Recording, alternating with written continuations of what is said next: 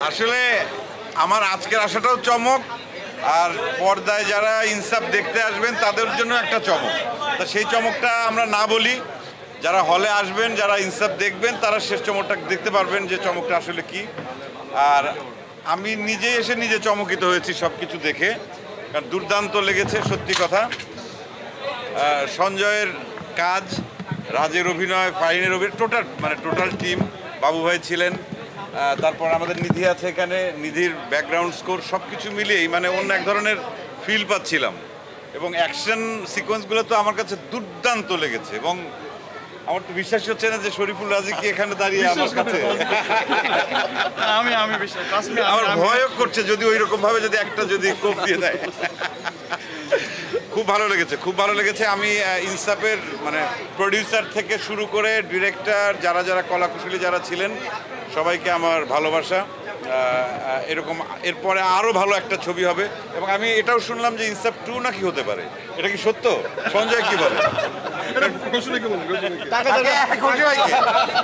যেহেতু শেষে আমাকে কিভাবে যেন শেষে যখন আমাকে দেখালো, তার মানে কি আমি কি এইটুকুই শেষ? শুরু কিন্তু চঞ্চল চৌধুরী শুরু এখান থেকে। কিন্তু পার্ট 2তে তো বাবু ভাইকে পাবো না। বাবু ভাই কি মারা গেছে সত্যি? বাবু ভাইকে তো চাই। আমি তো আসলে পেছনের সিটে বসেছিলাম একদম শেষের দিকে। ওই সিটের আশপাশে অন্তত 100-200 লোক। আমার মনে হয় ঢাকা শহরে কেউই আজকে বাকি ছিল কি, সঞ্জয় বোধহয় এমন কাউকে বাদ দেয় নাই মিডিয়া। এবং আসছে প্রচুর, যে পরিমাণ দর্শক আমরা সিটে বসতে পেরেছিলাম, ঠিক তার ডাবল পরিমাণ বোধহয় বাইরে ছিল এবং দাঁড়িয়ে দেখেছে।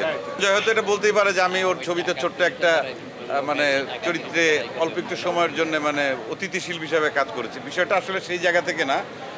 আমি আসলে ব্যক্তিগতভাবে চাই আমাদের সামগ্রিক সিনেমার আসলে ডেভেলপমেন্টটা, এবং আমাদের সিনেমা যেন সারা বছর ধরে এরকম উৎসব মুখর পরিবেশে সিনেমা হলের জন্য দর্শকরা আসেন, দেখেন, এনজয় করেন। শুধুমাত্র 2 ঈদকে কেন্দ্র করে আর বাকি 8 মাস ফাঁকা থাকলেও, সিনেমা হল বন্ধ থাকলো, সেটা যেন না হয়। সেক্ষেত্রে আমরা সবার সঙ্গে আমরা একসঙ্গে কাজ করি। আমরা চাই যে সারা বছর ভালো ভালো সিনেমা নির্মিত হোক এবং দর্শক হলে এসে সেই সিনেমা দেখুক। এবং সেই জায়গার থেকেই কিন্তু আমি তুফান সিনেমাতেও সাকিবের সঙ্গে কিন্তু গেস্ট অ্যাপিয়ারেন্স বাবু ভাই ছিলেন তুফানে, আমিও ছিলাম। আবার এখানে সঞ্জয় বলেছে আমি দিয়েছি, আবার মোশাররফ দিয়েছে গেস্ট অ্যাপিয়ারেন্স, আবার সাকিব খানের ছবিতে নিশো দিয়েছে, সিয়াম দিয়েছে। তার মানে কি, এটা হচ্ছে যে আমরা সবাই আসলে একসঙ্গে কাজ করতে চাই সিনেমার জন্য। সারা বছর ব্যাপী আমাদের বাংলাদেশের সিনেমাপ্রেমী দর্শকরা যেন সিনেমা হলে এসে উৎসব করতে পারেন, সেটার জন্য আসলে আমাদের সামগ্রিক এই চেষ্টাটা দরকার। এবং এটা আমি মনে করি সেই চেষ্টারই একটা অংশ।